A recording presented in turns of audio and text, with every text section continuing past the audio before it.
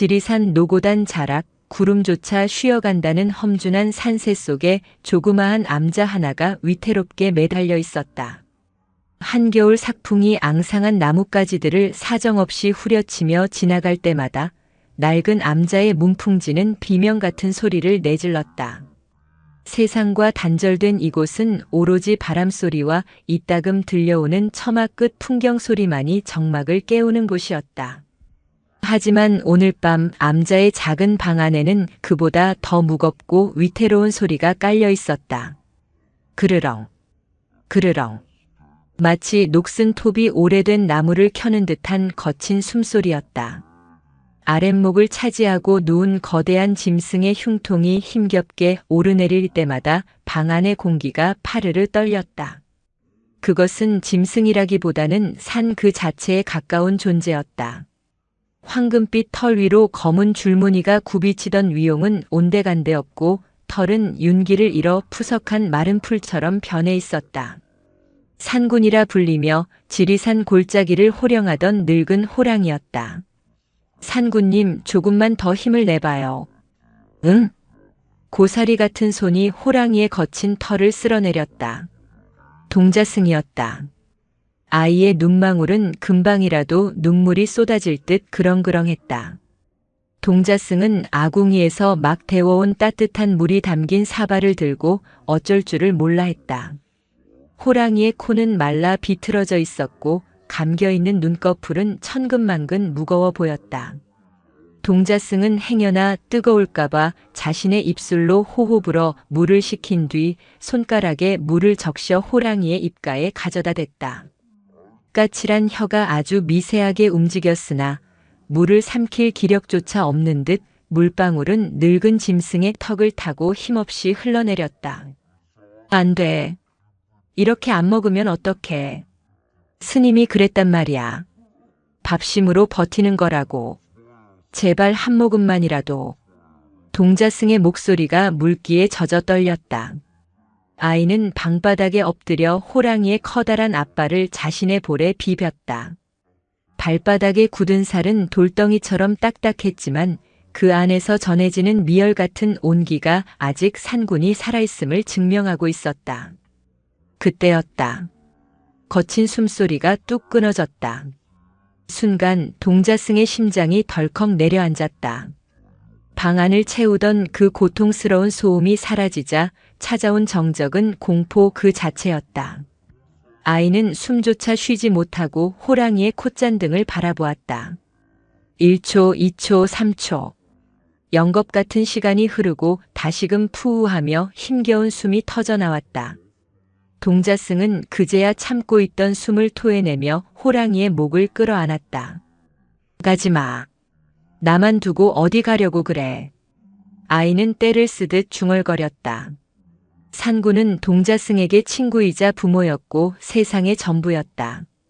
갓난쟁이 시절 절 앞에 버려진 동자승을 처음 발견해주지 스님에게 알린 것도 이 호랑이였고 걸음마를 떼고 산을 뛰어다닐 때 넘지 말아야 할 경계를 꼬리로 막아서던 것도 이 호랑이였다. 끼. 낡은 나무 문이 열리며 매서운 찬바람과 함께 주지 스님이 들어왔다. 스님의 어깨에는 하얗게 눈이 내려앉아 있었다. 밖에는 벌써 눈발이 날리기 시작한 모양이었다.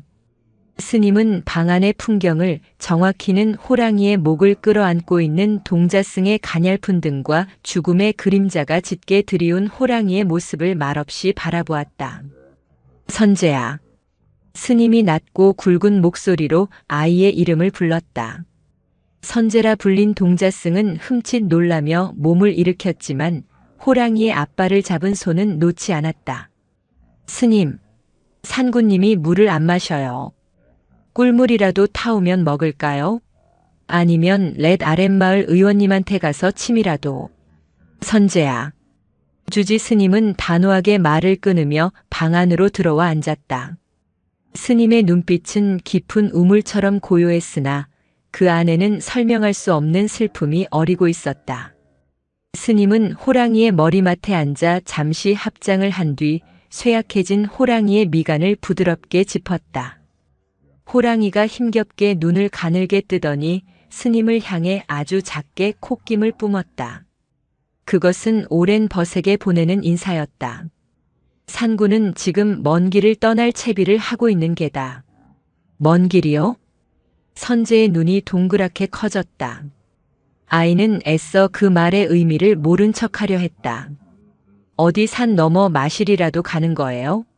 그럼 빨리 다녀오라고 해요. 이렇게 아픈데 어딜 간다고 그래요? 몸이 가는 길이 아니다. 마음이 그리고 이 생명의 기운이 본래 있던 자리로 돌아가는 길이다. 스님의 말에 선재의 얼굴이 하얗게 질렸다. 아이는 고개를 세차게 저으며 뒷걸음질 쳤다. 거짓말. 스님은 맨날 알 수 없는 소리만 해. 산군님은 그냥 감기 든 거야. 겨울 바람이 너무 차서 그래서 잠깐 앓는 거라고요. 내가 더 따뜻하게 해주면 나을 거야.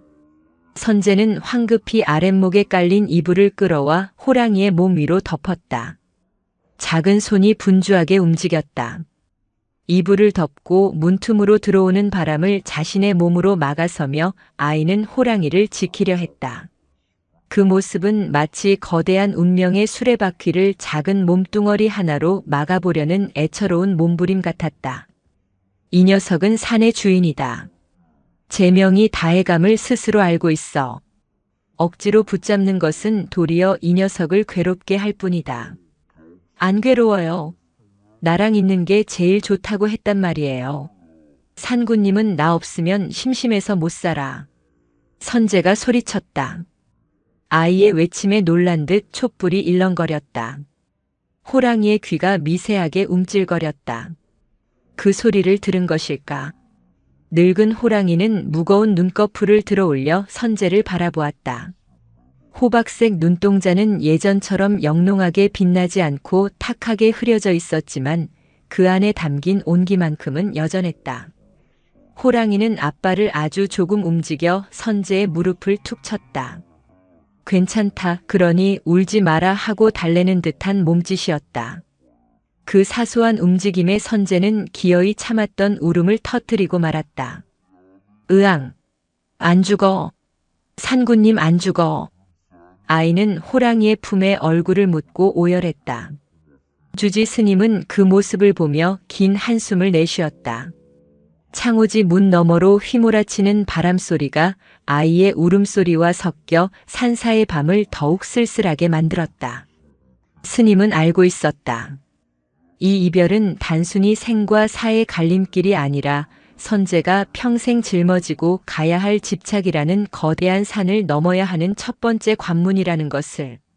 그리고 그 산을 넘지 못하면 아이도 호랑이도 영원히 고통 속을 헤매게 될 것임을. 선재야, 잘 듣거라. 스님이 호랑이의 등 위에 손을 얹으며 말했다. 인연이 닿으면 보내주는 것이 순리다. 내가 꽉 쥐고 있는 그 손을 놓아야 산군도 가벼운 마음으로 떠날 수 있는 게야. 싫어요. 내가 꽉 잡고 있을 거야. 절대 못 가게 밧줄로 묶어서라도 내 옆에 둘 거야. 선재의 고집은 옹이 박힌 나무처럼 단단했다. 그 순수한 집착은 너무나도 강렬해서 방 안에 가득 찬 죽음의 냉기마저 밀어낼 기세였다.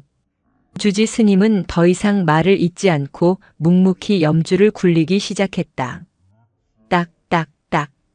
규칙적인 소리가 방 안을 채웠지만 선재의 귀에는 아무것도 들리지 않았다. 오직 호랑이의 심장 소리, 점점 느려져가는 그 박동 소리만이 아이의 온 세상을 채우고 있었다. 그날 밤 눈보라는 더욱 거세졌다. 세상 모든 것을 하얗게 뒤덮어버리려는 듯 눈은 쉴 새 없이 쏟아져 내렸다. 선재는 호랑이의 곁에서 밤을 새웠다. 깜빡 잠이 들면 호랑이가 사라져 버릴까봐 아이는 허벅지를 꼬집어가며 졸음을 쫓았다. 새벽녘 푸르스름한 빛이 창호지에 스며들 무렵이었다. 선재는 호랑이의 상태가 이상함을 감지했다. 밤새 헐떡이던 숨소리가 잦아들고 대신 기이할 정도로 고요한 평온함이 호랑이를 감싸고 있었다. 호랑이는 허공을 응시하고 있었다. 그 시선 끝에는 닫힌 문이 있었다. 밖으로 나가고 싶다는 무언의 신호였다. 나가고 싶어? 응? 답답해? 선재가 물었다. 호랑이는 대답 대신 몸을 일으키려 애썼다. 내 다리가 후들거리고 뼈마디가 삐걱거렸지만 호랑이는 초인적인 힘을 짜내어 비틀거리며 일어섰다. 그 거대한 몸집이 휘청거릴 때마다 선재는 안절부절 못하며 호랑이의 몸을 부축했다. 안 돼, 산군님. 밖은 너무 추워. 눈이 많이 왔어. 하지만 호랑이는 단호했다. 그는 코로 문을 밀며 낮은 울음소리를 냈다. 그것은 간청이 아닌 산의 주인으로서 내리는 명령과도 같았다. 선재는 어쩔 수 없이 문을 열었다. 확 하고 찬 공기가 밀려 들어왔다. 눈 덮인 산사는 은색이었다. 호랑이는 문턱을 넘어 눈밭에 첫 발을 디뎠다. 차가운 눈의 감촉이 정신을 일깨우는 듯 호랑이는 잠시 휘청하다가 이내 중심을 잡았다. 그리고는 뒤를 돌아 선재를 바라보았다. 오라고, 따라오지 말고 그냥 지켜보라고 말하는 듯한 눈빛이었다. 하지만 선재는 맨발로 튀어나갔다. 같이 가. 나도 갈래. 호랑이는 멈춰섰다. 그리고 다시는 돌아보지 않겠다는 듯 눈보라가 휘몰아치는 숲속을 향해 천천히, 아주 천천히 걸음을 옮겼다. 그것은 죽으러 가는 뒷모습이 아니었다. 무언가를 찾아 생의 마지막 과업을 완수하려는 순례자의 뒷모습 같았다. 선재가 뒤따르려 했지만 갑자기 등 뒤에서 주지 스님의 손이 아이의 어깨를 잡았다. 놔두거라. 스님, 산군님이 가잖아요. 저 몸으로 어딜 간다고 그래요? 잡아와야 해요. 아니다. 저 녀석은 지금 너를 위해 가는 것이다. 나를 위해? 선재는 이해할 수 없었다. 나를 위한다면 내 곁에 있어줘야지 왜 추운 눈밭으로 나간단 말인가. 기다려라. 산군은 반드시 돌아온다. 하지만 지금 따라가면 녀석이 하려는 일을 망치게 될 게다. 스님의 목소리에는 거역할 수 없는 힘이 실려 있었다. 선재는 발을 동동 구르며 멀어져가는 호랑이의 뒷모습을 바라보았다. 흰 눈 위에 붉은 핏자국 같은 발자국이 찍히고 있었다. 갈라진 발바닥에서 배어나온 피였다. 호랑이의 모습이 눈발 속으로 완전히 사라질 때까지 선재는 그 자리에 못 박힌 듯 서 있었다. 눈물이 볼을 타고 흘러내려 턱 끝에서 고드름처럼 얼어붙었다. 꼭 돌아와야 해. 알았지? 꼭이야. 산사는 다시 깊은 침묵 속으로 빠져들었다. 하지만 그것은 폭풍 전야의 고요함이었다. 동자승 선재는 아직 몰랐다. 늙은 호랑이가 자신의 생명을 땔감 삼아 태우며 무엇을 가지러 갔는지, 그리고 그가 돌아왔을 때 자신이 얼마나 큰 슬픔과 마주해야 하는지. 겨울 바람이 산사의 추녀 끝에 매달린 풍경을 요란하게 흔들었다. 댕그랑 댕그랑. 그 소리가 마치 산군을 부르는 애타는 목소리처럼 산골짜기에 메아리 쳤다. 산군이 떠난 자리는 금세 눈으로 메워졌다. 아무리 깊게 팬 발자국이라도 하늘에서 쏟아지는 하얀 손뭉치들을 당해낼 재간은 없었다. 선재는 문설주를 붙잡고 서서 호랑이가 사라진 숲의 입구를 망부석처럼 바라보았다.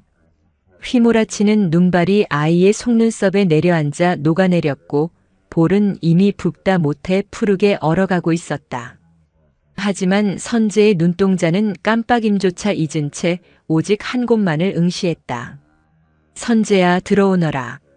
문을 닫아야 찬 기운이 들지 않는다. 방 안에서 주지 스님의 목소리가 들려왔다. 평소와 다름없이 차분하고 건조한 목소리였으나 선재는 그 평온함이 야속했다.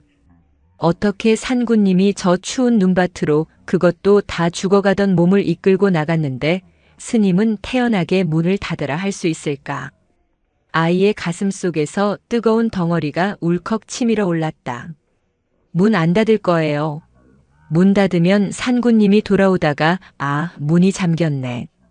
나를 기다리지 않나 보다 하고 그냥 가버리면 어떡해요? 선재가 꽥 소리를 질렀다. 찬 공기를 들이마신 탓에 기침이 콜록콜록 터져 나왔지만 아이는 문지방에서 발을 떼지 않았다. 주지 스님은 자리에서 일어나 조용히 아이의 뒤로 다가왔다. 그리고 꽁꽁 언 아이의 어깨를 낡은 승복 자락으로 감싸 안았다. 스님의 체온이 닿자 긴장했던 아이의 몸이 파르르 떨렸다. 문은 마음에도 있는 법이다. 내 마음의 문이 활짝 열려 간절하게 기다리고 있는데 나무 문짝 하나 닫혀 있다고 산군이 그 마음을 모르겠느냐.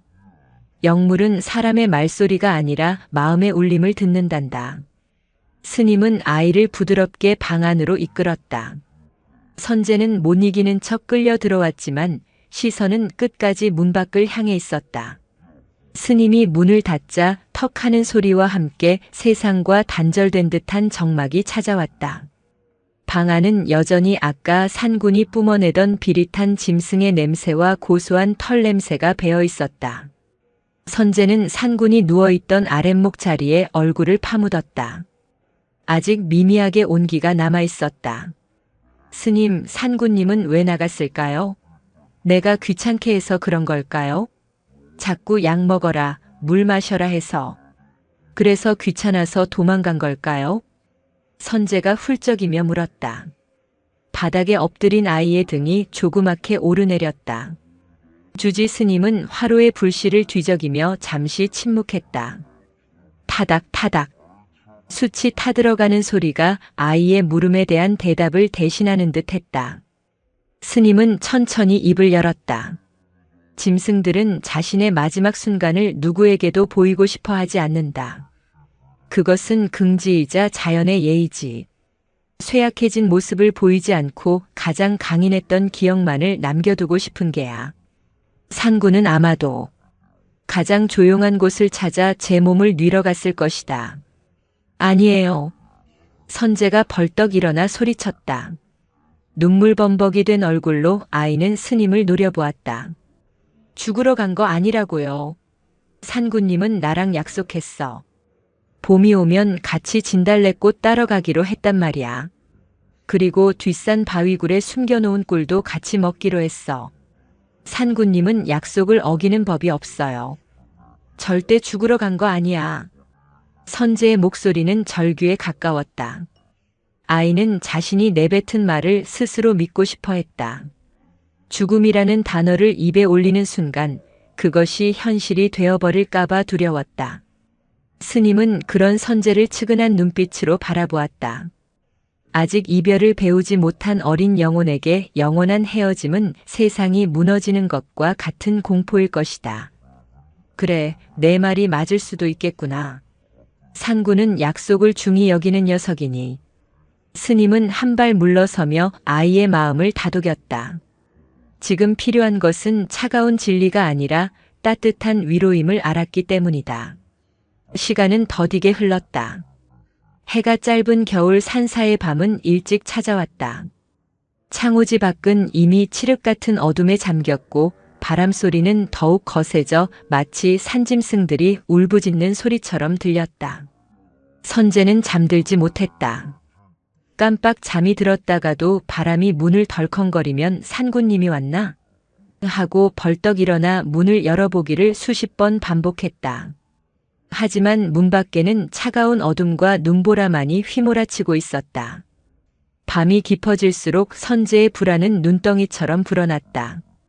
기억의 조각들이 주마등처럼 스쳐 지나갔다. 어느 여름날 장대비가 쏟아지던 숲속에서 길을 잃고 울고 있을 때 커다란 우산처럼 자신의 몸 위로 비를 막아주던 산군의 축축하고 따뜻한 배 밑, 무서운 멧돼지가 나타났을 때 천둥 같은 포효로 단숨에 쫓아내던 그 늠름한 뒷모습, 가을밤 마루에 걸터 앉아 있으면 슬그머니 다가와 꼬리로 발을 감아주던 그 부드러운 감촉, 그 모든 것이 이제 다시는 볼 수 없는 환상이 될지도 모른다는 공포가 선재의 목을 조여왔다. 관세음보살, 관세음보살. 선재는 스님이 가르쳐준 대로 연부를 외워보려 했지만 목소리는 자꾸만 떨려 나왔다. 부처님, 우리 산군님 춥지 않게 해주세요. 다리가 아픈데 눈길에 미끄러지지 않게 해주세요. 제발, 제발 무사히 돌아오게만 해주세요. 만약 돌아오면 다시는 약 먹으라고 떼쓰지 않을게요. 그냥 옆에만 있어 달라고 할게요. 촛불이 심지의 끝을 태우며 위태롭게 흔들렸다. 촛농이 눈물처럼 흘러내려 굳어갔다. 선재는 무릎을 끌어안고 웅크린 채 문틈으로 새어들어오는 황소바람을 맞으며 밤을 지새웠다. 기다림은 그 자체로 고행이었다. 뼈를 깎는 추위보다 소중한 존재가 영영 돌아오지 않을지도 모른다는 마음의 추위가 더 견디기 힘들었다. 주지 스님은 벽을 향해 돌아누운 채 자는 척하고 있었지만 그의 손에 들린 염주알은 멈추지 않고 돌아가고 있었다. 스님 또한 알고 있었다. 오늘 밤이 지나면 선재는 한 뼘 더 자라거나 혹은 영영 자라지 못하는 아이로 남게 될 것임을. 이 시련은 누구도 대신해 줄 수 없는 오직 선재 스스로 건너야 할 강이었다. 새벽 4시 도량석을 돌 시간조차 잊은 채 산사는 깊은 침묵에 잠겨 있었다. 눈은 그쳤으나 세상은 온통 하얗게 얼어붙어 있었다. 그때였다. 스르륵, 스르륵. 눈을 밟는 소리가 아니었다. 무언가 무거운 것이 눈 위를 끌며 힘겹게 다가오는 소리였다. 선재는 감전된 듯 고개를 들었다. 환청인가? 아니, 분명한 소리였다. 쿵. 무언가 둔탁한 것이 마루 끝에 부딪히는 소리가 났다.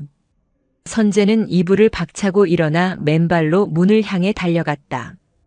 뒤이어 주지 스님도 자리를 박차고 일어났다. 산군님. 선재가 문을 활짝 열어젖혔다. 문이 열리자 새벽의 푸르스름한 여명이 마당을 비추고 있었다. 그리고 그 차가운 빛 아래 믿을 수 없는 광경이 펼쳐져 있었다.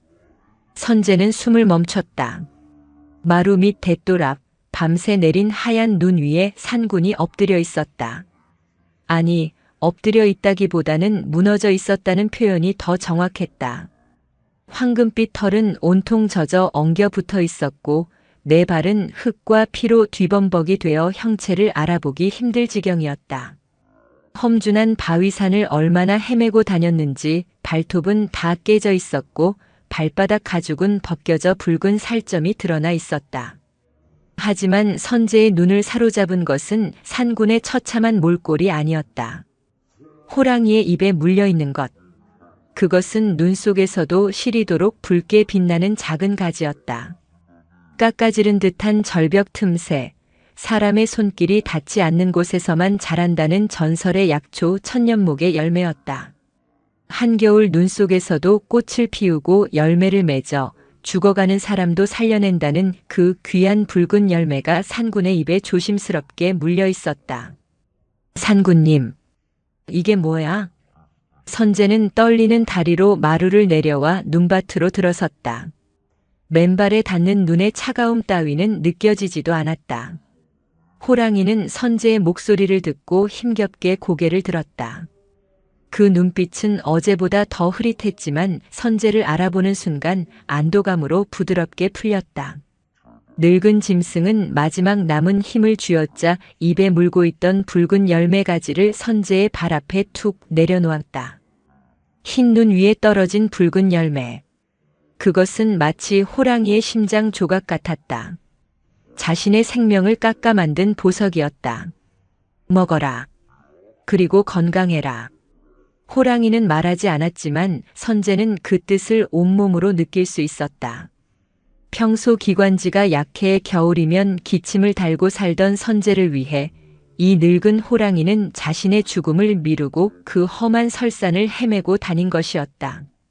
깎아지른 절벽을 오르다 미끄러지고 날카로운 바위에 긁히며 꺼져가는 생명의 불씨를 태워 기어이 이 열매를 구해온 것이었다. 이거 놔주려고 그런 거야? 선재의 무릎이 힘없이 꺾였다. 아이는 눈밭에 주저앉아 호랑이의 목을 끌어안았다. 호랑이의 몸은 얼음장처럼 차가웠지만 그 안에서 희미하게 뛰고 있는 심장 박동이 선재의 가슴에 전해졌다. 바보야. 바보 천치야. 누가 이거 달랬어? 나는 약초 필요 없단 말이야. 나는 그냥 산군님이랑 같이 있고 싶었다고. 왜 이렇게 말을 안 들어, 왜? 선재는 호랑이의 가슴팍을 주먹으로 펑펑 때리며 울부짖었다. 그 주먹질에는 원망보다 더 깊은 사랑과 미안함이 담겨 있었다. 호랑이는 아픈 기색도 없이 그저 가만히 선재의 타박을 받아내고 있었다. 거친 숨을 몰아쉬면서도 호랑이는 혀를 내밀어 선재의 눈물을 핥아주려 애썼다. 하지만 혀는 닿지 않았고 호랑이의 고개는 툭 하고 힘없이 땅으로 떨어졌다.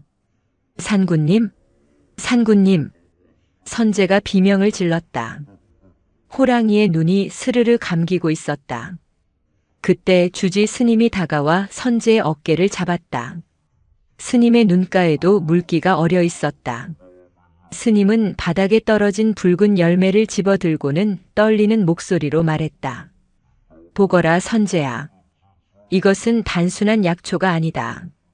산군이 너에게 남기는 생명 그 자체다.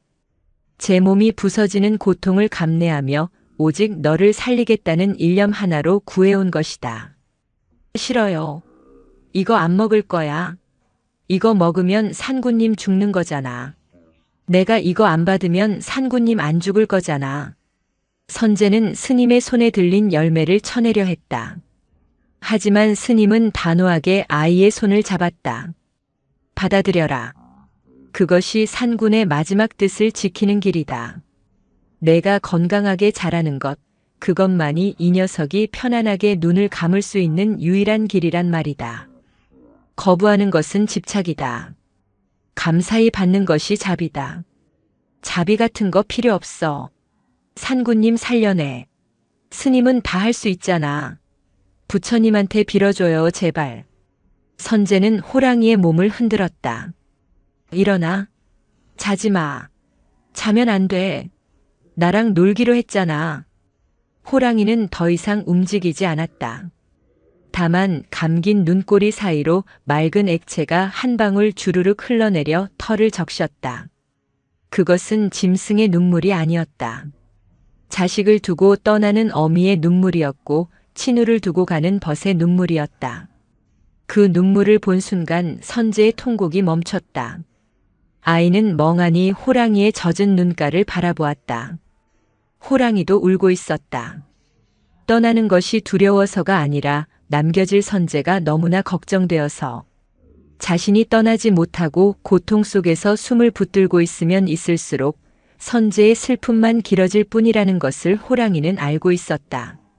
그러면서도 차마 발길이 떨어지지 않아 눈물을 흘리고 있는 것이었다. 내가 산군님을 아프게 하고 있구나. 선재는 비로소 깨달았다. 자신의 울음과 고집이 이 늙고 지친 호랑이의 발목을 꽉 붙잡고 놓아주지 않고 있다는 것을, 편안히 쉬어야 할 영혼을 억지로 이승에 묶어두고 고문하고 있다는 것을. 아침 햇살이 산봉우리를 넘어 암자 마당으로 쏟아져 들어왔다. 눈부신 햇살이 호랑이의 황금빛 털을 비추자 앙상하고 상처 입은 몸이 잠시나마 예전에 위험 있던 모습처럼 빛났다. 선재는 떨리는 손으로 호랑이의 앞발을 잡았다. 그리고 자신의 볼에 비비던 평소의 어리광 대신 두 손으로 공손히 그 발을 들어 올렸다. 스님 말이 맞아요. 내가 나빴어. 선재의 목소리는 차분하게 가라앉아 있었다. 눈물은 여전히 비오듯 흐르고 있었지만 그 눈빛은 전과는 달랐다. 아이의 눈동자에 깃들었던 맹목적인 집착이 서서히 걷히고 그 자리에 깊은 슬픔과 이해가 차오르고 있었다. 산군님 많이 아팠지? 나 때문에 못 가고 있었던 거지. 선재는 호랑이의 귀에 입을 가져다 대고 속삭였다. 이 약초 잘 먹을게. 먹고 튼튼해질게. 겨울에도 감기 안 걸리고 밥도 잘 먹고 스님 말씀도 잘 듣고 씩씩하게 클게. 호랑이의 귀가 움찔했다. 듣고 있는 것이다. 그러니까 이제 걱정 말고 가. 더 이상 아프지 말고 추운 데서 떨지 말고 따뜻하고 좋은 곳으로 가. 선재는 자리에서 일어났다. 그리고 암자의 살인문을 향해 걸어갔다. 굳게 닫혀있던 문빗장을 풀었다. 삐그덕. 둔탁한 소리와 함께 문이 활짝 열렸다. 문 밖으로 끝없이 펼쳐진 설산의 풍경이 눈부시게 펼쳐졌다. 그곳은 산군이 호령하던 세상이었고 이제 그가 돌아가야 할 영원한 안식처였다. 길 열었어, 산군님. 선재는 문 옆에 서서 합장을 했다. 작은 손바닥을 마주대고 아이는 흐느낌을 삼키며 배꼽 깊이 허리를 숙였다. 가세요. 안녕, 나의 산군님. 그 순간 기적처럼 바람이 멈추고 사방이 고요해졌다. 누워있던 호랑이의 몸에서 옅은 빛이 감도는가 싶더니 마지막 숨이 후우하고 길게 빠져나왔다. 그것은 고통스러운 단말마가 아니라 무거운 짐을 내려놓은 자의 편안한 한숨이었다. 늙은 호랑이의 얼굴에 평온한 미소가 번지는 듯 했다. 주지 스님은 조용히 목탁을 두드리기 시작했다. 딱, 딱, 딱, 딱. 청아한 목탁 소리가 겨울 산의 아침을 깨웠다. 선재는 고개를 들지 않았다. 아이의 합장한 손등 위로 뜨거운 눈물이 툭, 툭 떨어져 내렸지만 선재는 더 이상 가지 말라고 소리치지 않았다. 그저 묵묵히 친구가 떠나는 길을 배웅하고 있었다. 하늘에서 다시 눈이 내리기 시작했다. 이번에 내리는 눈은 차갑지 않았다. 마치 산군이 선재에게 보내는 마지막 포옹처럼 포근하고 따스하게 아이의 어깨를 감싸 안았다. 마당에 남겨진 붉은 열매 위로 하얀 눈송이가 꽃잎처럼 내려앉았다. 산군이 마지막 숨을 거둔 후 암자에는 기이할 정도로 무거운 정적이 내려앉았다. 바람조차 숨을 죽인 듯 풍경 소리 하나 들리지 않는 고요 속에서 선재는 호랑이의 식어가는 뺨에 자신의 얼굴을 대고 있었다. 갓 구운 빵처럼 따뜻했던 온기는 빠르게 사그라들고 그 자리를 서늘한 냉기가 채우고 있었다. 그것은 생명이 떠난 빈 껍데기가 주는 낯설고 두려운 감각이었다. 선재야. 주지 스님이 나지막이 불렀다. 이제 그만 산군의 몸을 닦아주자꾸나. 평생 산과 들을 누비며 온갖 비바람을 맞은 몸이다. 가는 길이라도 정갈하게 배웅해줘야지. 선재는 대답 대신 고개를 끄덕였다. 눈물은 말라붙어 뺨 위에서 하얀 소금기를 만들어내고 있었다. 스님은 부엌에서 따뜻한 물을 대야에 받아왔고 하얀 무명천을 가져왔다. 선재는 무명천을 물에 적셔 꼭 짠 뒤 호랑이의 얼굴부터 조심스럽게 닦기 시작했다. 눈곱이 낀 눈과 콧물과 침으로 얼룩진 주둥이, 억센 수염 하나하나를 닦아내며 선재는 손끝으로 호랑이의 생애를 더듬었다. 이마에 난 흉터는 지난 겨울 멧돼지와 싸우다 생긴 것이었고 귀 끝이 잘려나간 자국은 선재가 어린 적 벼랑에서 떨어질 뻔했을 때 구하려다 바위에 긁힌 상처였다. 호랑이의 몸에 새겨진 모든 상처가 선재에게는 역사였고 사랑의 증거였다. 스님, 발바닥이 다 헤어졌어요. 선재가 호랑이의 앞발을 닦으며 울먹였다. 지난밤 붉은 열매를 구하러 험한 바위산을 오르내리느라 두툼했던 발바닥 굳은 살은 찢겨나가고 그 사이로 붉은 살점이 드러나 있었다. 닦아도 피가 배어나왔다. 이 발로 그 아픈 몸을 이끌고 나 살리겠다고. 선재는 다시금 오열을 터뜨렸다. 스님은 묵묵히 호랑이의 뒷다리를 닦으며 말했다. 그 상처가 바로 훈장이다. 자기를 태워 남을 살리는 것, 그것을 보살행이라 한다. 산군은 짐승의 탈을 썼으나 그 마음은 이미 보살이었느니라. 그러니 슬퍼만 하지 말고 그 숭고한 뜻을 기리거라. 몸을 다 닦은 후 두 사람은 호랑이를 거적에 감싸 지게에 실으려 했다. 하지만 거대한 호랑이의 몸은 어른인 스님과 아이인 선재가 감당하기엔 너무나 무거웠다. 끙끙대며 겨우 몸을 들어 올릴 때마다 축 늘어진 호랑이의 머리가 툭툭 하고 땅에 부딪혔다. 그 소리가 선재의 가슴을 둔기로 내려치는 것 같았다. 무거워요, 스님. 산군님이 이렇게 무거웠나요? 생의 무게니라. 한 생명이 평생 짊어지고 온 인연과 업의 무게가 어찌 가볍겠느냐. 겨우 지게에 싣고 암자 뒤편 양지 바른 언덕으로 향했다. 땅은 꽁꽁 얼어붙어 괭이질 한 번 하기가 힘들었다. 스님과 선제는 번갈아가며 언 땅을 파내려갔다. 깡깡. 괭이가 돌에 부딪히는 소리가 산골짜기에 메아리 쳤다.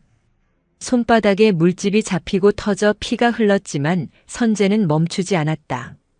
산군이 누울 자리는 따뜻해야 했다. 돌멩이 하나라도 있으면 등이 베길까봐 흙을 손으로 일일이 골라냈다. 해가 뉘엿뉘엿 넘어갈 때쯤에야 무덤이 완성됐다. 봉분도 없는 평평한 무덤이었다. 자연에서 왔으니 자연으로 흔적 없이 돌아가는 것이 산군의 뜻일 거라 스님은 말했다. 이제 태우자. 스님의 말에 선제가 놀라 눈을 크게 떴다. 태우다니요? 산군님을 불에 태워요? 뜨겁잖아요. 안 그래도 열 때문에 고생했는데 죽어서도 뜨거운 불 속에 넣어요? 육신은 빌려 입은 옷일 뿐이다. 낡은 옷을 벗어버리고 가벼운 연기가 되어야 산군이 저 하늘로 숲으로 자유롭게 돌아갈 수 있는 게야. 흙에 묻히면 구더기에 밥이 될 뿐이지만 불에 타면 깨끗한 재가 되어 나무의 거름이 되고 꽃이 되는 것이다. 선제는 입술을 깨물었다. 머리로는 이해하지만 가슴으로는 받아들이기 힘든 이별의 의식이었다. 하지만 스님의 단호한 눈빛에 선제는 떨리는 손으로 마른 장작을 가져왔다. 장작더미 위에 호랑이를 눕혔다. 마치 깊은 잠에 빠진 듯 편안해 보였다. 선제는 호랑이의 가슴 위에 자신이 꺾어온 소나무 가지 하나를 올려두었다. 산군님, 뜨거워도 조금만 참아. 금방 끝날 거야. 그리고 나중에 연기가 돼서 내 꿈에 꼭 놀러와야 해. 스님이 불을 붙였다. 마른 장작에 불이 붙자 순식간에 화마가 호랑이의 몸을 집어삼켰다. 타닥타닥 장작이 타는 소리와 함께 매캐한 연기가 피어올랐다. 붉은 불길 속에서 호랑이의 형체가 일렁거렸다. 마치 살아서 춤을 추는 것 같기도 하고 고통에 몸부림치는 것 같기도 했다. 선제는 그 자리에 주저앉아 관세음보살을 목 놓아 불렀다. 연불 소리는 울음소리에 묻혀 끊어질 듯 이어졌다. 불길은 밤새 타올랐다. 거대한 몸이 한 줌의 재로 변해가는 시간 동안 선제는 뜬 눈으로 불꽃을 지켰다.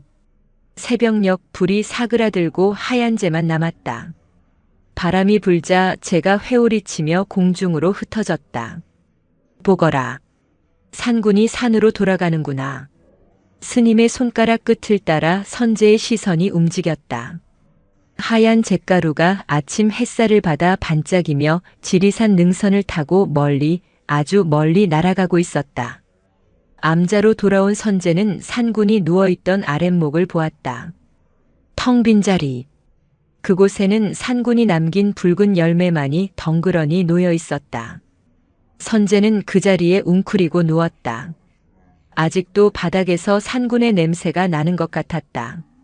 아이는 무릎을 끌어안고 빈 공간을 더듬으며 잠이 들었다.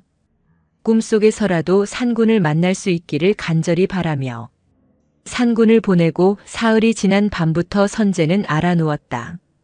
단순히 몸살이 아니었다. 마음의 구멍으로 찬바람이 들어와 영혼까지 얼려버린 듯한 지독한 열병이었다. 이마는 불덩이처럼 뜨거웠지만 선제는 오들오들 떨었다. 이불을 세 채나 겹쳐 덮어도 뼛속까지 파고드는 한기는 사라지지 않았다. 헛소리가 입 밖으로 흘러나왔다. 산군님, 밥 먹어. 왜 안 먹어? 가지 마. 문 열지 마. 주지 스님은 밤새 물수건으로 아이의 이마를 닦아내며 안타까운 한숨을 내쉬었다. 약탕관에 달인 약을 숟가락으로 떠먹여 보려 했지만 선제는 입을 앙다물고 삼키질 못했다. 목구멍이 붓고 닫혀 물 한 모금 넘기기 힘들어 보였다. 선제야, 정신 차리거라. 내가 이러면 떠난 산군이 편하겠느냐? 발길이 떨어지겠느냐? 스님의 호통에도 선제는 눈을 뜨지 못했다. 아이의 의식은 현실과 꿈의 경계를 헤매고 있었다. 꿈속에서 선제는 끝없는 설원을 걷고 있었다. 저 멀리 산군의 뒷모습이 보였다. 같이 가. 라고 소리치며 달려가도 산군은 뒤도 돌아보지 않고 점점 멀어졌다. 아무리 달려도 거리는 좁혀지지 않았다. 다리에 힘이 풀려 주저앉으면 산군은 그제야 멈춰서서 슬픈 눈으로 선제를 바라보았다. 돌아가거라. 너는 살아야 한다. 산군의 목소리가 바람결에 들려오는 듯 했다. 나흘째 되던 날 밤 선제의 상태가 위독해졌다. 숨소리가 거칠어지고 맥박이 약해졌다. 주지 스님은 결단을 내린 듯 산군이 남기고 간 붉은 열매, 천년목의 열매를 가져왔다. 작은 사발에 열매를 넣고 숟가락으로 으깼다.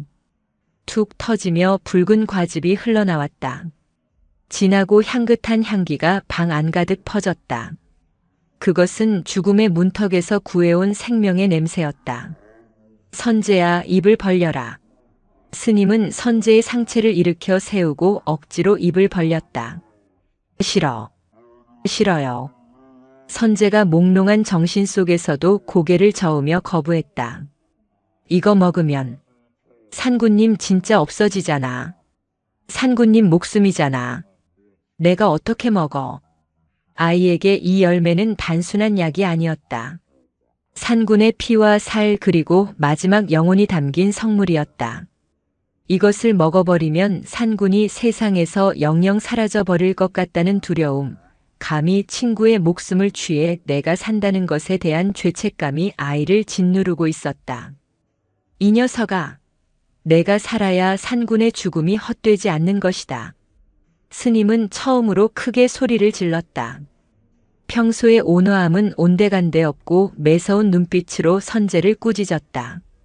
산군은 너를 살리기 위해 그 험한 벼랑에서 떨어지고 찢기며 이 열매를 구해왔다. 그런데 내가 먹지 않고 죽어버린다면 산군은 저승에서도 피눈물을 흘릴 것이다. 그것이 내가 말하는 사랑이냐? 그것이 우정이냐? 그것은 지독한 이기심이다. 스님의 불호령이 선제의 귓가를 때렸다.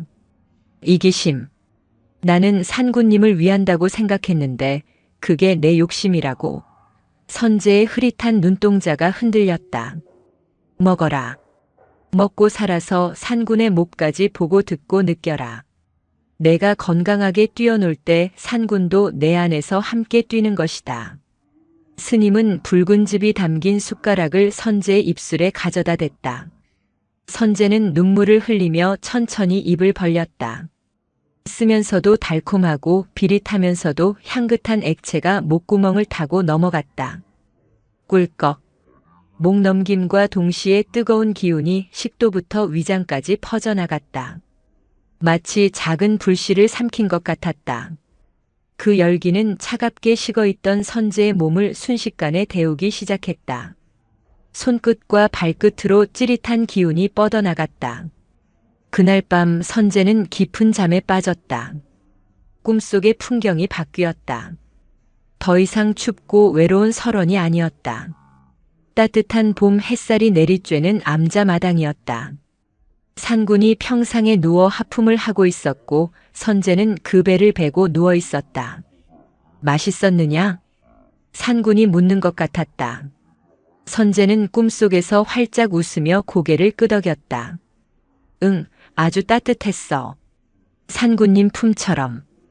호랑이는 껄껄 웃는 듯한 표정을 짓더니 천천히 일어나 기지개를 켰다. 이제 됐다. 나는 이제 진짜 쉴 수 있겠구나. 호랑이는 빛이 되어 하늘로 올라가는 것이 아니라 선제의 가슴 속으로 스르르 스며들었다. 선제는 자신의 가슴을 만져보았다. 쿵, 쿵, 쿵. 심장이 힘차게 뛰고 있었다. 그 박동 소리가 마치 호랑이의 발소리처럼 묵직하고 강하게 느껴졌다. 다음 날 아침 선제는 눈을 떴다. 며칠 만에 보는 맑은 정신이었다. 몸은 솜처럼 가벼웠고 머리를 짓누르던 열기는 씻은 듯이 사라져 있었다. 스님 배고파요.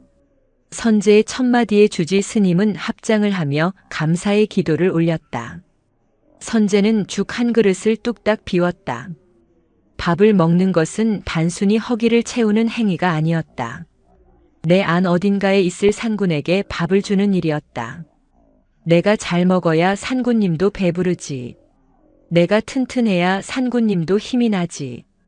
아이는 밥그릇을 비우고 마당으로 나갔다. 차가운 겨울 바람이 불어왔지만 더 이상 춥지 않았다. 가슴속 깊은 곳에서 꺼지지 않는 난로가 타오르고 있었기 때문이었다. 겨울이 가고 있었다. 산사의 시간은 더디게 흘렀지만 계절의 순환을 막을 수는 없었다.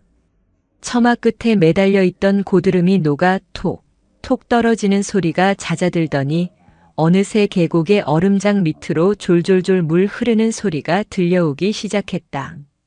선제는 매일 아침 마당을 쓸었다.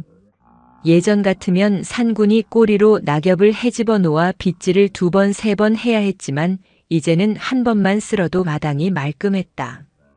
그 깨끗함이 처음에는 사무치게 외로웠다. 호랑이 털 뭉치 하나, 발자국 하나 없는 매끈한 마당이 야속하기만 했다. 하지만 이제 선제는 빗자루질을 하며 말을 건넨다.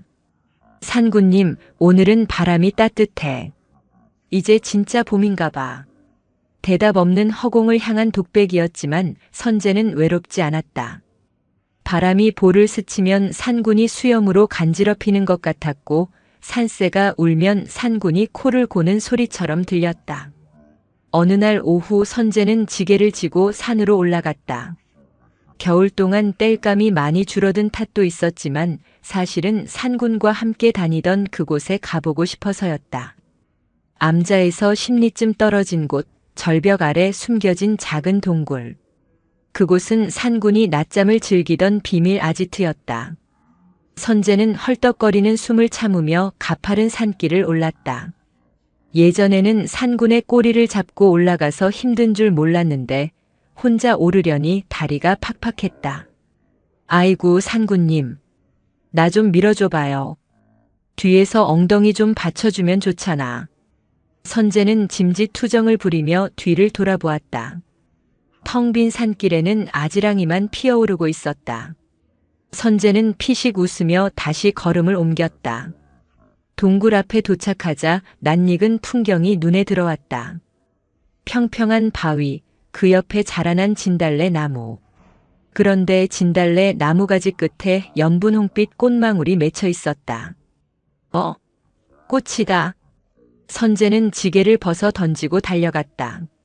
지난 가을 산군에게 약속했던 그 진달래였다. 봄이 오면 같이 꽃 따러오자. 화전 부쳐 먹게. 그때 산군은 콧김을 뿜으며 좋다고 했었다. 비록 몸은 여기 없지만 약속은 지켜진 셈이었다. 선제는 바위에 걸터 앉아 진달래 꽃봉오리를 어루만졌다. 산군님 봐봐. 꽃이 피려고 해. 우리 약속 지켰다, 그치? 선제는 바위 위에 대자로 누웠다. 햇살이 따사롭게 내리쬐었다. 바위는 따뜻하게 데워져 있었다. 마치 산군의 배 위에 누운 것처럼 포근했다. 선제는 눈을 감고 산의 소리에 귀를 기울였다. 바람 소리, 물소리, 새소리, 나뭇잎이 흔들리는 소리. 그때 문득 깨달음이 섬광처럼 스쳐 지나갔다. 산군이 없어진 것이 아니었다. 산군이 바로 이 산이 된 것이었다. 저 웅장한 바위는 산군의 등이었고 흐르는 계곡물은 산군의 혈관이었으며 불어오는 바람은 산군의 숨결이었다. 늙은 몸을 벗어버리고 산군은 본래의 모습인 거대한 지리산 그 자체가 되어 선제를 품어 안고 있었다. 아! 선제의 입에서 탄성이 흘러나왔다. 눈에서 눈물이 흘렀지만 그것은 슬픔의 눈물이 아니었다. 벅찬 감동과 안도감의 눈물이었다. 어디 간 게 아니었어. 그냥 커진 거였어. 너무 커져서 내 눈에 다 안 보였던 거야. 선제는 벌떡 일어나 산 아래를 내려다보았다. 굽이치는 산맥들이 마치 호랑이가 웅크리고 있는 형상처럼 보였다. 나는 지금 산군님의 품 안에서 놀고 있구나. 내가 어디를 가든 이 산에 있는 한 산군님과 함께 있는 거구나. 선재는 두 팔을 벌려 산을 껴안듯 공기를 들이마셨다. 가슴속 깊은 곳까지 시원한 바람이 들어왔다. 그것은 자유의 맛이었다. 집착이라는 끈을 놓아버리자 오히려 대상과 하나가 되는 기적 같은 경험이었다. 스님 말이 맞았어. 잡고 있는 게 아니었어. 놓아주니까 온 세상이 산군님이 됐어. 선재는 진달래 가지 하나를 꺾지 않고 대신 땅에 떨어진 꽃잎 하나를 주워 주머니에 넣었다. 그리고 다시 지게를 짊어졌다. 땔감은 줍지 않았지만 지게는 가벼웠다. 마음의 짐을 내려놓았기 때문이었다. 암자로 돌아오는 길 선재의 발걸음은 춤을 추듯 가벼웠다. 다녀왔습니다. 선재의 목소리가 전처럼 씩씩하게 암자에 울려 퍼졌다. 마당에서 염주를 꿰고 있던 주지 스님이 빙글에 미소 지으며 고개를 들었다. 그래, 산군은 만나고 왔느냐? 스님이 물었다. 선재는 환하게 웃으며 대답했다. 네, 아주 크고 멋있어졌던데요. 온 산이 다 산군님이었어요. 이제 심심하지 않아요. 바람이 불면 산군님이 장난치는 거고 비가 오면 세수하는 거라고 생각할래요. 스님은 만족스러운 듯 고개를 끄덕였다. 보거라. 이별은 끝이 아니라 더 큰 만남의 시작인 것을. 내가 비로소 산군의 참모습을 보았구나. 그날 저녁 선재는 부처님 앞에 향을 피우며 기도했다. 부처님 감사합니다. 산군님을 제 곁에 묶어두지 않고 산으로 돌려보낼 수 있게 용기를 주셔서 감사합니다. 그리고 산군님 내일 또 놀러 갈게. 내일은 계곡에서 물수제비 뜨기 하자. 법당의 문살 사이로 봄바람이 살랑 불어와 촛불을 간지러 폈다. 촛불은 꺼지지 않고 더욱 환하게 타올랐다. 마치 호랑이의 눈빛처럼. 선재의 마음에 진정한 봄이 찾아오고 있었다. 세월은 화살과 같다고 했던가. 보은이가 선재의 품에 안긴 지 7해가 지났다. 손뭉치 같던 어린 짐승은 이제 대들보만큼이나 굵고 단단한 근육을 가진 늠름한 수호신으로 자라났다. 녀석이 앞발을 들고 일어서면 처마 끝에 닿을 정도였고 낮은 목울림 한 번이면 산 아래 마을의 개들이 짖음을 멈출 만큼 위엄이 넘쳤다. 반면 선재의 시간은 거꾸로 흐르는 듯 했다. 꼿꼿했던 허리는 굽은 소나무처럼 휘어졌고 걸음거리는 낙엽이 구르듯 가벼워졌다. 육신의 기운은 쇠했으나 눈빛만은 깊은 산속 호수처럼 맑고 고요했다. 가을이 깊어가던 어느 날 밤이었다. 보은이가 평소와 달리 잠을 이루지 못하고 마당을 서성거렸다. 컹컹. 거친 숨소리를 내며 먼 산을 바라보기를 수십 번. 녀석의 시선 끝에는 달빛을 받아 은색으로 빛나는 지리산의 주능선이 걸려 있었다. 야생의 본능이 산의 주인이 되어야 할 운명이 녀석의 피를 뜨겁게 달구고 있는 것이었다. 선재는 문틈으로 그 모습을 지켜보았다. 가슴 한편이 묵직하게 아려왔으나 이번에는 그것이 슬픔이 아님을 알았다.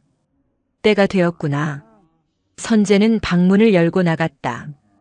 찬서리가 내린 툇마루에 걸터앉자 보은이가 다가와 선재의 무릎에 거대한 머리를 비볐다. 이제는 선재의 몸보다 더 커버린 머리통이었지만 선재에게는 여전히 응석바지 아이로만 보였다. 보은아. 선재가 거친 털을 쓰다듬으며 불렀다. 산이 너를 부르더냐? 보은이는 알아들었다는 듯 콧김을 푸르르 뿜으며 선재의 눈을 맞췄다. 그 호박색 눈동자 안에 광활한 숲과 바위, 바람이 담겨 있었다. 이곳 좁은 암자에 가두어 두기엔 녀석의 영혼이 너무나 커져버린 것이다. 가고 싶으면 가야지. 그것이 내 집인 것을. 선재의 목소리는 담담했다. 어릴 적 산군을 보낼 때처럼 가지 마라 떼쓰지 않았고 나만 두고 어딜 가느냐 원망하지 않았다. 사랑은 곁에 두는 것이 아니라 그가 가장 그답게 살 수 있는 곳으로 보내주는 것임을 선재는 평생의 시간을 바쳐 깨달았기 때문이었다.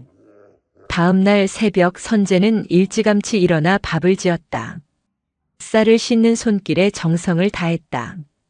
이것이 녀석에게 해줄 수 있는 마지막 공양임을 알았다. 고봉으로 눌러 담은 밥과 보은이가 좋아하는 말린 육포를 내어주었다. 보은이는 허겁지겁 먹다가도 자꾸만 멈칫하며 선재의 눈치를 살폈다. 짐승의 예민한 감각으로 이별의 기운을 감지한 탓이리라. 체한다. 천천히 먹거라. 선재는 미소 지으며 녀석의 등을 두드려 주었다. 식사를 마친 후 선재는 살인문 앞으로 걸어갔다. 빗장을 풀었다. 삐그덕. 낡은 나무 문이 열리며 세상으로 향하는 길이 활짝 드러났다. 아침 안개가 자욱하게 낀 숲길은 신비롭고도 두려운 미지의 세계였다. 자, 가거라. 선재가 길을 가리켰다. 하지만 보은이는 움직이지 않았다. 오히려 뒷걸음질 치며 선재의 바짓가랑이를 물고 늘어졌다. 낑낑거리는 소리가 애처로웠다. 늙고 병든 아비를 두고 떠나는 자식의 마음이 그러할까. 이 녀석아, 질척거리지 마라. 선재는 일부러 엄한 목소리를 냈다. 너는 숲의 왕이다. 왕이 어찌 좁은 암자에서 늙은 중에 시중이나 들고 있겠느냐. 내가 가서 산을 호령하고 숲을 지켜야 이 늙은이도 발 뻗고 편히 잘 것 아니냐. 선재는 보은이의 머리를 두 손으로 감싸 쥐고 그 눈을 깊이 들여다보았다. 기억하거라. 우리가 몸은 떨어져 있어도 마음은 늘 하나다. 내가 달리는 곳이 곧 내가 있는 곳이고 내가 기도하는 곳이 곧 내가 쉬는 곳이다. 그러니 뒤돌아보지 말고 앞만 보고 달려라. 선재는 보은이의 등을 힘껏 떠밀었다. 보은이는 몇 번이나 머뭇거리다 마침내 결심한 듯 몸을 돌렸다. 그리고 안개 낀 숲을 향해 천천히 걸음을 옮겼다. 한 발, 두 발. 멀어지는 호랑이의 뒷모습을 보며 선재는 합장했다. 숲의 입구에 다다랐을 때 보은이가 멈춰섰다. 그리고 하늘이 찢어질 듯 우렁찬 포효를 내질렀다. 어흥. 그 소리는 작별 인사이자 새로운 산군의 탄생을 알리는 선포였다. 산골짜기가 쩌렁쩌렁 울렸고 나뭇가지의 새들이 후두둑 날아올랐다. 선재는 그 소리를 들으며 빙그레 웃었다. 그래, 잘 가거라. 나의 보은아. 나의 산군아. 호랑이가 완전히 시야에서 사라지자 암자에는 다시 깊은 적막이 찾아왔다. 선재는 텅 빈 마당을 잠시 서성였다. 허전함이 밀려올 줄 알았는데 이상하게도 가슴이 벅차올랐다. 평생 그를 올가매던 인연이라는 무거운 짐을 비로소 내려놓은 기분이었다. 다 보냈구나. 스승님도 가시고 산군님도 가고 보은이도 갔다. 이제 남은 건 선재 자신뿐이었다. 아니, 어쩌면 처음부터 혼자였고 끝내 혼자로 돌아가는 것이 삶의 본질인지도 몰랐다. 선재는 방으로 들어와 가부좌를 틀었다. 몸이 깃털처럼 가벼웠다. 그는 눈을 감고 호흡을 가다듬었다. 들숨에 세상의 기운을 들이마시고 날숨에 자신의 모든 것을 내보냈다. 지난 세월이 주마등처럼 스쳐 지나갔다. 눈보라 치던 밤때를 쓰던 어린아이의 울음소리, 붉은 열매를 물고 온 늙은 호랑이의 눈물, 매서운 회초리를 들던 스승님의 가르침, 그리고 방금 떠나보낸 젊은 호랑이의 힘찬 뒷모습. 그 모든 것이 꿈결처럼 아득하고 아름다웠다. 고통조차도 슬픔조차도 모두 삶을 이루는 찬란한 조각들이었음을 그는 이제 안다. 사랑은 붙잡는 것이 아니었습니다. 사랑은 흐르게 두는 것이었습니다. 흐르고 흘러 바다에서 다시 만나게 되는 것이었습니다. 선재의 입가에 평온한 미소가 번졌다. 호흡이 점점 얕아지고 느려졌다. 심장의 박동 소리가 숲의 바람 소리와 동화되어 갔다. 그는 보았다. 눈을 감은 어둠 속에서 황금빛 털을 가진 거대한 호랑이 한 마리가 저 멀리서 천천히 다가오고 있는 것을. 그 호랑이의 등에는 옛 스승님이 인자한 미소를 짓으며 타고 있었다. 선재야, 이제 가자꾸나. 스승님이 손짓했다. 호랑이가 부드러운 눈빛으로 그를 기다리고 있었다. 네, 갑니다. 선재는 육신의 옷을 훌훌 벗어던지고 가벼운 영혼이 되어 그들에게 다가갔다. 두려움은 없었다. 마치 긴 소풍을 마치고 집으로 돌아가는 아이처럼 발걸음은 설렘으로 가득 찼다. 그날 오후 지리산 자락에는 때 아닌 한방눈이 내렸다. 가을 단풍이 채 지기도 전에 내린 하얀 눈은 암자를 포근하게 덮어주었다. 며칠 뒤 마을 사람들이 겨울나기 준비를 도우러 암자에 올라왔을 때 그들은 열린 방문 틈으로 앉은 채 입적한 노스님을 발견했다. 스님의 얼굴은 살아생전보다 더 맑고 깨끗했으며 입가에는 아이 같은 천진한 미소가 남아 있었다. 사람들은 슬퍼하며 시신을 수습하려 했다. 그때 숲속에서 거대한 호랑이 2마리가 나타났다. 하나는 털이 희끗한 늙은 호랑이의 형상이었고 다른 하나는 윤기가 흐르는 젊은 호랑이였다. 사람들은 혼비백산하여 물러섰지만 호랑이들은 사람들을 해치지 않았다. 2 호랑이는 스님의 법구 주위를 천천히 돌며 낮은 울음소리로 곡을 했다. 그러고는 밤이 새도록 암자 곁을 지키다가 새벽빛이 밝아오자 눈 속으로 발자국 하나 남기지 않고 사라졌다. 이후로 사람들은 그 암자를 호랑이 절이라 불렀다. 그리고 눈이 많이 내리는 날이면 늙은 스님과 호랑이가 나란히 툇마루에 앉아 눈 구경을 하는 모습이 보인다는 전설 같은 이야기가 전해져 내려왔다. 암자의 문은 여전히 열려 있었다. 바람이 드나들고 구름이 쉬어가고 계절이 머물다 가는 곳. 그곳에 진정한 자유를 얻은 선재가 산이 되어 영원히 머물고 있었다. 처마 끝 풍경 소리가 댕그랑 하고 울렸다. 성불하십시오. 바람이 전하는 마지막 인사였다. 선재가 떠나고 암자는 주인 잃은 빈집이 되었다. 사람의 발길이 끊긴 산길에는 자풀이 무성하게 자라났고 마당에는 낙엽이 겹겹이 쌓여 푹신한 양탄자가 되었다. 하지만 암자는 외롭지 않았다. 밤이 되면 어김없이 찾아오는 손님이 있었기 때문이다. 어둠이 짙게 깔리면 숲의 제왕이 된 보은이가 소리 없이 나타났다. 녀석은 거대한 몸을 이끌고 낡은 툇마루에 턱을 괴고 앉았다. 코를 킁킁거리며 기둥에 배어있는 선재의 냄새를 찾았다. 세월이 흘러 향기는 희미해졌지만 보은이의 기억 속에서 그 냄새는 여전히 선명했다. 보은이는 닫힌 방문을 열려하지 않았다. 그 안에는 이제 선재가 없음을, 그가 연기처럼 흩어져 이 산의 일부가 되었음을 짐승의 직감으로 알고 있었다. 대신 보은이는 암자를 지켰다. 멧돼지가 마당을 파헤치려 하면 낮은 으르렁거림으로 쫓아냈고 폭설이 내려 지붕이 무너질 듯하면 꼬리로 눈을 쓸어내리는 신용을 했다. 어느 날 밤 도둑들이 산을 올랐다. 전설 속 호랑이 절에 보물이 숨겨져 있을지 모른다는 헛된 욕심을 품은 자들이었다. 그들이 살인문을 넘어 법당의 문고리에 손을 대려는 순간이었다. 어흥! 지축을 뒤흔드는 포효와 함께 집채만 한 그림자가 지붕 위에서 뛰어내렸다. 보은이었다. 녀석의 눈은 푸른 인광을 뿜어냈고 드러난 송곳니는 서슬 퍼런 칼날 같았다. 도둑들은 비명도 지르지 못한 채 엉덩방아를 찍고는 신발이 벗겨지는 줄도 모르고 산 아래로 도망쳤다. 보은이는 그들을 쫓지 않았다. 그저 묵묵히 법당 앞을 지킬 뿐이었다. 녀석은 알고 있었다. 이곳은 보물이 있는 곳이 아니라 사랑이 머물다 간 성지라는 것을. 세속의 더러운 욕심이 함부로 침범해서는 안 되는 곳임을. 보은이는 마당 한가운데 있는 너럭바위에 올라가 누웠다. 그곳은 옛날 선재가 그리고 그 전에 늙은 산군이 즐겨 앉던 자리였다. 밤하늘에 별이 쏟아졌다. 보은이는 눈을 감고 바람 소리를 들었다. 바람결에 선제의 목소리가 들리는 듯 했다.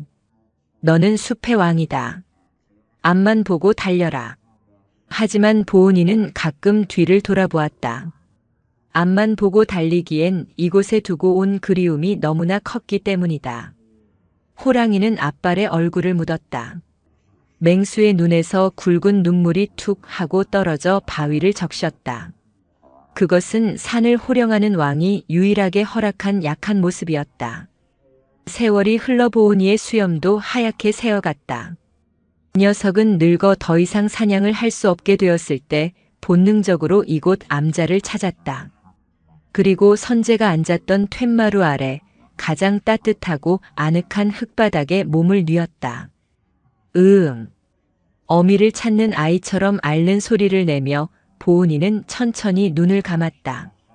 마지막 순간 녀석의 코끝에 선제의 낡은 승복에서 나던 그 편안한 흙냄새가 스쳐 지나갔다. 숲의 왕은 그렇게 자신의 주인이자 친구였던 이의 집에서 영원한 잠에 들었다. 보은이마저 떠난 후 암자의 시간은 빠르게 흘렀다.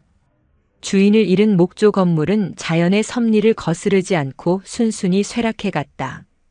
장마철에 거센 비에 기와가 흘러내리고 석가래가 썩어 무너졌다. 툇마루는 사가 흙으로 돌아갔고 기둥에는 이끼가 푸르게 덮였다. 사람들은 이제 그곳을 절터라고 불렀다.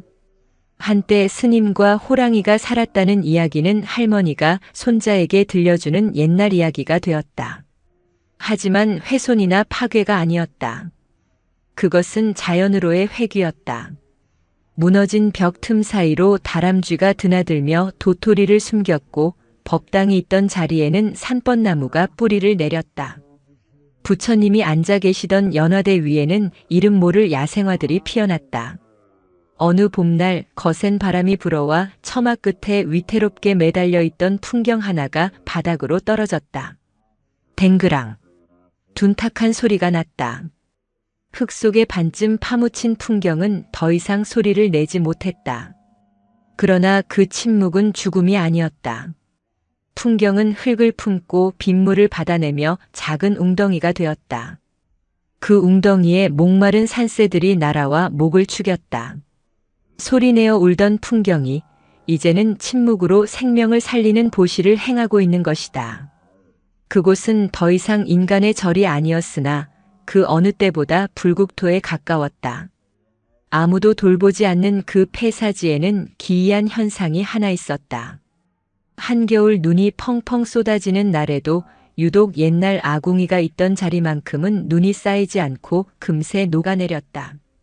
마치 땅속 깊은 곳에서 여전히 누군가가 불을 지피고 있는 것처럼 따뜻한 기운이 올라왔다.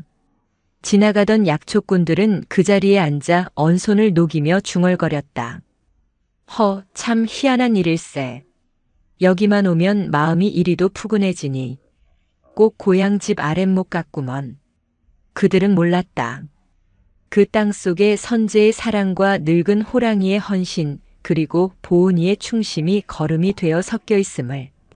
형체는 사라졌어도 그들이 남긴 마음의 온도는 식지 않고 대지를 데우고 있음을. 계절이 수백 번 바뀌고 암자의 흔적조차 찾기 힘들 만큼 숲이 우거졌을 때였다. 바위 틈에서 붉은 열매를 맺는 나무 한 그루가 자라났다. 오래전 늙은 산군이 선제를 살리기 위해 물고 왔던 그 천년목이었다. 나무는 척박한 바위 틈에서도 꿋꿋하게 자라 숲을 붉게 물들였다. 그 붉은 빛은 마치 사랑은 사라지지 않는다라고 외치는 듯 강렬했다. 아주 오랜 세월이 흐른 뒤의 일이었다. 등산복 차림이 아닌 낡은 회색 승복을 입은 젊은 수행자 한 명이 지리산 깊은 골짜기를 헤매고 있었다. 길을 잃은 것이 아니었다. 그는 무언가에 이끌리듯 지도에도 없는 험한 길을 개척하며 산을 오르고 있었다. 그의 이름은 해산. 갓 구족계를 받은 그는 수행의 답을 찾지 못해 만행을 떠난 길이었다. 해산은 덩굴을 헤치고 나아가다 탁 트인 공터를 발견했다. 사방이 숲으로 막혀 있는데 유독 그곳만 햇살이 따사롭게 비치는 양지 바른 땅이었다. 이런 깊은 산 중에 이런 명당이. 해사는 감탄하며 주위를 둘러보았다. 그때 그의 발에 무언가 걸렸다. 흙을 털어내보니 반쯤 깨진 기왓장과 녹슨 풍경이었다. 옛날에 절이 있었던 곳이구나. 해사는 짐을 풀고 바위에 앉았다. 기이한 평온함이 그를 감쌌다. 며칠 동안 그를 괴롭히던 번뇌와 망상이 거짓말처럼 사라지고 마음이 호수처럼 잔잔해졌다. 그는 이곳에서 하룻밤 묵어가기로 결심했다. 밤이 깊어 모닥불을 피우고 명상에 잠겼을 때였다. 바스락. 수풀이 흔들리는 소리가 났다. 해사는 눈을 떴다. 불빛이 닿지 않는 어둠 속에서 푸른 안광 두 개가 그를 응시하고 있었다. 호랑이였다. 전설 속에서나 존재한다는 한국 호랑이가 눈앞에 나타난 것이다. 하지만 해사는 이상하게도 두렵지 않았다. 호랑이의 눈빛에서 살기가 느껴지지 않았기 때문이었다. 그 눈빛은 어딘가 그윽하고 오랜 친구를 기다려온 듯한 깊은 슬픔과 반가움이 섞여 있었다. 호랑이는 해산을 공격하는 대신 모닥불 건너편에 조용히 앉았다. 마치 불을 쬐러 온 나그네 같았다. 너도 수행을 하러 왔느냐? 해산이 웃으며 물었다. 호랑이는 대답 대신 꼬리를 한번 툭 쳤다.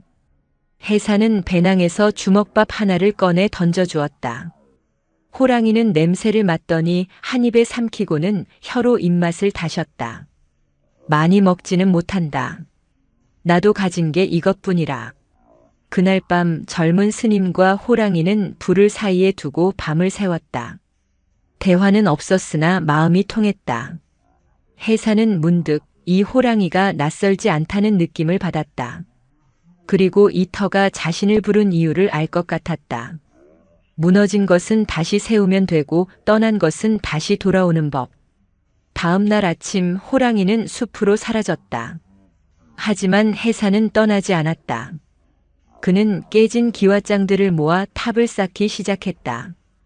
그리고 썩은 나무를 치우고 흙을 골랐다. 여기서 살아야겠다.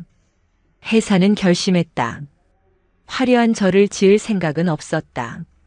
비바람을 피할 작은 톡을 하나면 좋겠다. 그저 이 호랑이와 이 땅에 서려 있는 이름 모를 옛 스님들의 온기를 지키며 수행하고 싶었다. 해산이 땅을 파다가 붉은색의 작고 단단한 씨앗 하나를 발견했다.